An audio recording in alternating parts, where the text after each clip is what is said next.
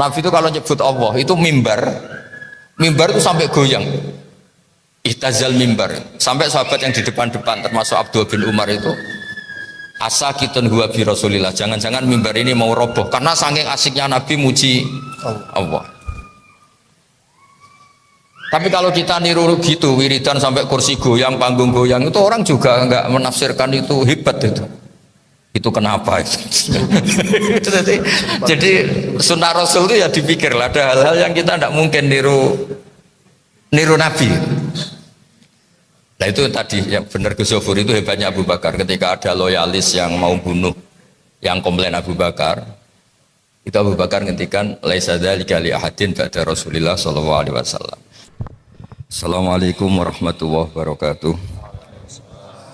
Alhamdulillah wassalatu wassalamu ala Rasulillah sayyidina maulana Muhammadin wa ala alihi washabihi. Amma ba'du, sedanten ingkang kula hormati semuanya. Ya wonten Gus Zofur, Pak Sutrisno sedanten dari Pertamina, hadirin yang saya hormati. Ini ngaji maksimal 1/4 jam, tapi sudah masuk surga ini. Karena kata Gus Zofur itu tadi 5 menit. 5 menit masuk surga, ini saya 15 menit. Ada cerita-cerita, teruskan cerita Gus Zofur Abu Bakar. Abu Bakar itu wiridannya tidak banyak. Ya kayak jenengan tidak banyak wiridannya. Tapi beliau punya ketenangan hati yang luar biasa. Abu Bakar itu bisa memanage sesuatu yang biasa menjadi luar apa? Biasa. Misalnya lisan. Kalau dalam bahasa Jawa lisan. Lisan yang kita punya ini luar biasa. Anak-anak kita bisa bersyahadat karena lisan kita mengajarkan mereka syahadat. Orang ngerti Jakarta, ngerti mana-mana karena ada yang memberi petunjuk Jakarta itu ke arah barat, sehingga ngerti Jakarta itu di barat. Orang ngerti kalau Pak Prabowo presiden karena ada yang mengumumkan kalau Pak Prabowo apa? Presiden. Jadi berkahnya lisan itu orang tahu kalau konstitusi kita ini misalnya begini aturannya gini. Sehingga suatu saat ada orang yang mimpi ketemu Abu Bakar, ini era tabi'in. Engkau masuk surga karena apa? Terus beliau menunjuk lesannya, hadza auradani al-mawarid. Lesan ini yang tak pakai melafadzkan la ilaha illallah Muhammadur Rasulullah, tak pakai melafadzkan dzikir. Sehingga status lesan saya ya statusnya itu. Jadi nanti Anda kalau di akhirat diumumkan, wahai lesan yang penuh dengan dzikir. Nanti kalau kebalikannya ya dipikir sendiri gitu. Jadi ya kebalikannya dipikir apa? Sendiri. Terus kedua, ini ada kebaikan yang luar biasa seperti yang disampaikan Gus Zofur duhur sama asar tadi. Ini pegang, wah, pokoknya masuk surga kalau pegang ini dijamin itu. Yang jamin tidak saya, ini teks resmi hadis. Hadil umat ini itu menjadi luar biasa karena ini saya ijazahkan sekaligus. Jadi kalau sendirian habis sholat duhur kan terus ngopi-ngopi cangkruk ngenteno jajan panitia ini pokoknya yang kegiatan gitu. Tapi anggap ini selingan. Kalau ditanya malaikat ngapain duduk-duduk nunggu sholat asar. Habis sholat asar ngopi-ngopi lagi, ngapain masih hidup nunggu maghrib. Nanti maghrib bertanya ngapain nunggu isya. Sehingga kata Nabi hadil ummah ini baina hasanaten, ini tak ringkes. Antara dua kebaikan, hasanatin qad qadhaha wa hasanatin intadharaha. Jadi satu kebaikan yang sudah ditunaikan sambil menunggu kebaikan yang akan datang. Jangan sampai kita ini sudah miskin kalau ditanya Allah ngapain hidup di dunia, nunggu kaya, kalau nggak kaya saya tidak mati, itu bahaya itu. Nunggu jadi direktur Pertamina, kalau enggak saya tidak mati, itu bahaya itu. Jadi supaya kelihatan Islami, ngapain hidup?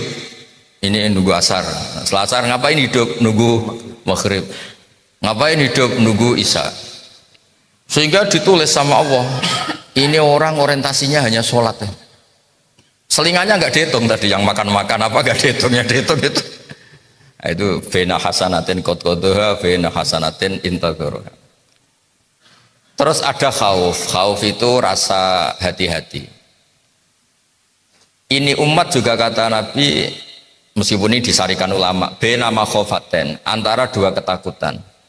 Satu, Dengan amal kita yang sudah kelewat, kita tidak pernah tahu itu diterima apa enggak. Dengan masa depan kita ini ditakdir tambah baik apa tambah jelek. Makanya itu disebut bainal khaufi war roja. Jadi ada, misalnya kita sekarang baik, kan nggak ada jaminan sampai nanti baik. Yang sekarang jelek juga nggak ada jaminan nanti jelek terus. Itu yang menjadikan makhofaten, satu rasa hati-hati. Karena hidup itu nggak jelas. Ada orang yang karirnya bagus, prestasinya bagus, malah pimpinannya sentimen, malah dipecat. Ada orang yang gobloknya agak ketulungan, justru ketok goblok itu malah dipercaya. Makanya orang goblok itu harus bersyukur. Kadang-kadang berkahnya goblok itu yang percaya. Saya itu punya teman itu bendaranya orang kaya. Tak tanya kenapa kamu jadi bendara? Berkahnya goblok. Justru berkahnya goblok itu bisa dipercaya. Kalau pinter itu nanti nyaingi. Makanya pinter banget itu ya tidak enak itu, karena terus itu ya jadi saingan. Gus Zofur punya teman juga teman saya itu macam muin pinter tapi nggak punya uang, akhirnya jadi guru di yayasan. Yang punya yayasan orang kaya itu kalau nggak ngajar di SP nanti ya kalau kamu nggak disiplin tak pecat. Jadi sekarang kiai itu pakai SK repot. Profesor ya sama gitu, kerja di pabrik yang punya orang kaya sering di SP, padahal dia profesor ahli apa, tapi karena karyawan ya tetap saja di SP diangkat diberhentikan. Nah, dari cerita itu kata Nabi Musa pernah tanya, ya Allah, kenapa banyak orang bodoh mimpin orang pinter? Ini kan unik. Kenapa di dunia itu banyak orang bodoh mimpin orang pinter? Kata Allah, Musa supaya tahu dunia ini milik saya. Jadi kadang Allah itu ya orang sarjana politik, nekuni politik sampai habis buku, habis berapa, nggak jadi presiden. Yang presiden itu insinyur misalnya itu. Orang nekuni kiai ngaji gak jadi kiai, jadi sub apa di yayasan yang ketuanya itu orang kaya raya tuh, tua-tua ingin jadi kiai, bikin pondok terus nunjuk kiai itu, Pak Yai mau saya kasih pekerjaan, terus dia jadi kiai ditunjuk oleh orang kaya. Jadi memang fenomena di zaman akhir ini agak-agak gimana gitu, agak-agak butuh nyali lah untuk nerima takdir seperti ini, butuh nyali gitu. Saya kembali ke Dawe Gus Zofur, justru itu yang menjadi Abu Bakar hebat. Semua yang menjadi sunnatullah itu diterima secara legowo. Makanya di kitab Ihya disebut walakin bisain waqara fi sodri. Abu Bakar itu tidak mengungguli kamu karena sholatnya banyak, karena ibadahnya banyak, tapi dengan ketetapan hati yang luar biasa. Ketetapan hati ini penting. Karena orang itu diuji, makanya saya senang. Mbah Mun itu paling suka cerita Abu Bakar. Gus Zofur tadi niru. Ketetapan hati itu penting. Pertama Abu Bakar diangkat jadi khalifatul Rasulullah SAW, itu ngeri betul. Andaikan Nabi itu digenti Nabi Musa atau Nabi Ibrahim tetap masalah, karena Nabi ini Nabi ketua, digenti siapapun ya masalah, suksesinya masalah. Seperti penggantinya Mbah Hashim itu kan tidak ada orang yang sehebat Mbah Hashim, itu kan susah nyari orang sehebat Mbah Hashim.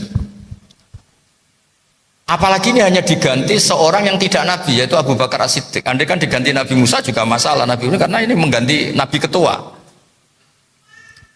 Itu Abu Bakar pidato sopan sekali. Saya ini qad wulitu, bukan wala itu, tapi ini qad wulitu. Saya ini diberi otoritas mimpin kalian. Walastu bi khairikum, saya bukan yang terbaik. Jika saya baik maka dukung, jika saya salah maka luruskan. Itu orang Arab langsung ngaco, fawwah la uqiman naka bisayf. Nanti saya luruskan kamu dengan pedang ini. Ini yang hebatnya Abu Bakar. Ketika itu ada muhibbinya Abu Bakar yang tersinggung, orang yang sangat loyalis Abu Bakar tersinggung. Gimana orang itu saya bunuh, orang kok gak sopan gitu. Orang Arab itu kalau suka ada suka kan ukurannya itu ya gitu. Kalau orang Jawa itu alhamdulillah baik, kalau gak suka mau ngerasani tok ya. Kayak anda ini depan pimpinan gangge, di belakang ngerasani sopan tok gak naikkan gaji. Pimpinan tuh mangkacau rata-rata itu. Kalau sopan tuh biasanya gak suka naikkan apa? Gaji. Yang gak sopan tuh suka naikkan gaji, tapi habis itu kalau ada masalah aku ikut nanggung. Sama-sama ruwet. Kecuali yang baik. Kecuali yang baik. Itu hebatnya Abu Bakar. Ketika ada orang yang komplain, karena ini Abu Bakar nanti pada akhirnya jadi thariqah besar, thariqah As-Siddiqiyah. As-Siddiqiyah yang thariqah, yang tadi diceritakan Gus Zofur. Gimana orang itu tak bunuh, gimana orang kok gak sopan gitu sama jenengan. Itu di teks hadis-hadis disebut faka'anna subba ala wajihi ma'un barid. emosinya Abu Bakar yang tadi tersinggung itu langsung reda. Terus beliau bilang, laisa dzalika li ahadin ba'da Rasulillah sallallahu alaihi wasallam. Orang disalahkan enggak boleh, itu hanya Nabi. Saya ini hanya Abu Bakar, enggak perlu orang yang menyalahkan saya kena sanksi kayak dibunuh di penjara. Saya ini manusia, bukan Nabi yang maksum. Makanya menurut saya dengan Bisofur itu ngiyai rileks. Karena kita tidak pernah merasa setingkat Mbah Maimun, setingkat Mbah Hashim. Jadi kalau disalahkan ya kita kan tidak Mbah Mun, tidak Mbah Hashim.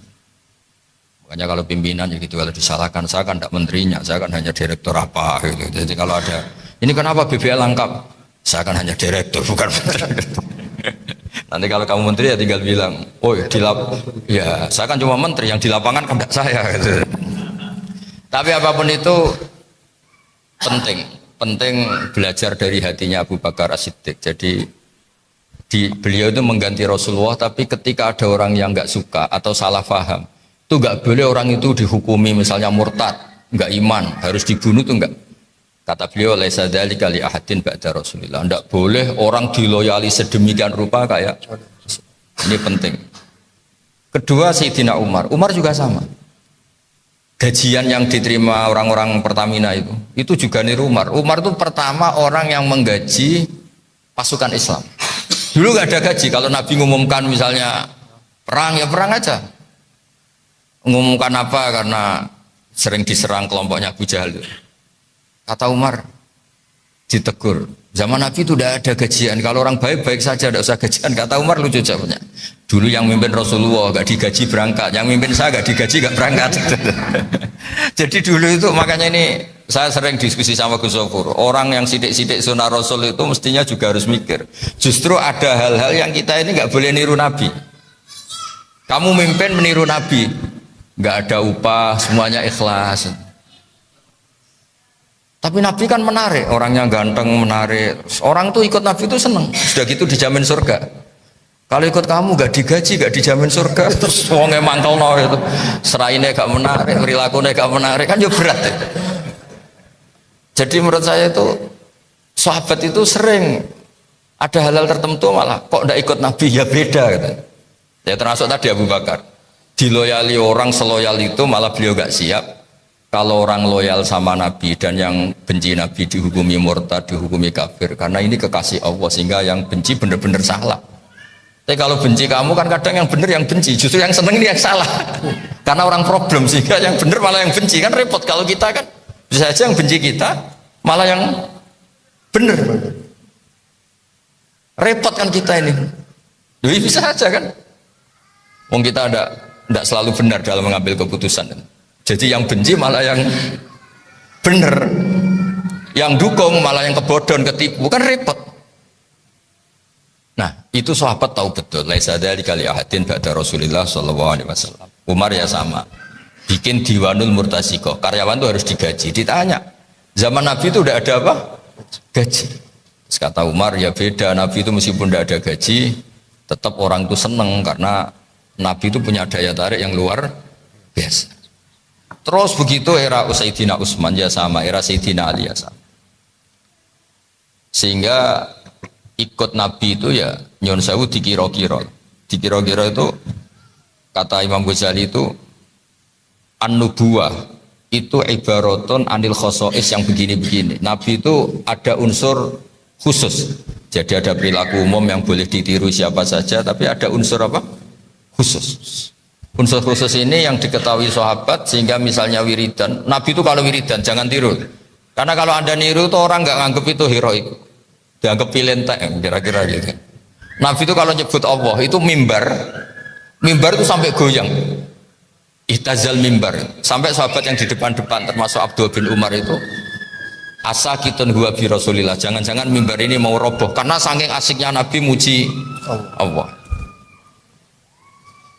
Tapi kalau kita niru gitu, wiridan sampai kursi goyang, panggung goyang, itu orang juga nggak menafsirkan itu hebat itu. Itu kenapa? jadi sunnah Rasul itu ya dipikirlah, ada hal-hal yang kita tidak mungkin niru Nabi.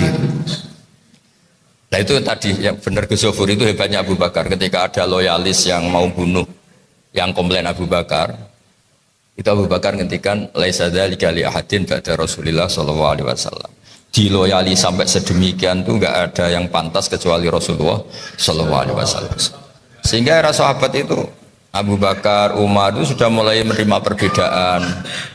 Era apalagi era modern, era demokrasi kayak perbedaan itu. Saya dengan Gus Zofur mulai kecil berteman, tapi ya beda sekali. Tapi ya sama, karena ya beda itu berkah. Karena kalau saya sama, ya malah repot, kebutuhannya umat kan banyak, susu kiai yang macam-macam itu. Saya bayangkan ini bayangkan.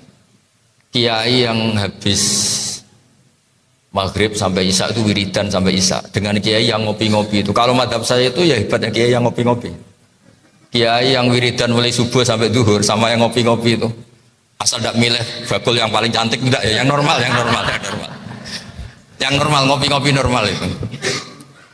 Karena begini, andai kan semua orang itu soleh habis subuh wiridan sampai duhur sampai asar. Mungkin yang mau masuk Islam nggak jadi. Wah kok repot gitu Islam. Berkahnya kiai yang habis subuh terus ngopi cangkruk terus wae duhur gak pati qobliyah ba'diyah santai lagi. Loh kok enak Islam tuh, kayaknya nggak apa-apa masuk Islam. Jadi Islam itu nggak dianggap problem itu.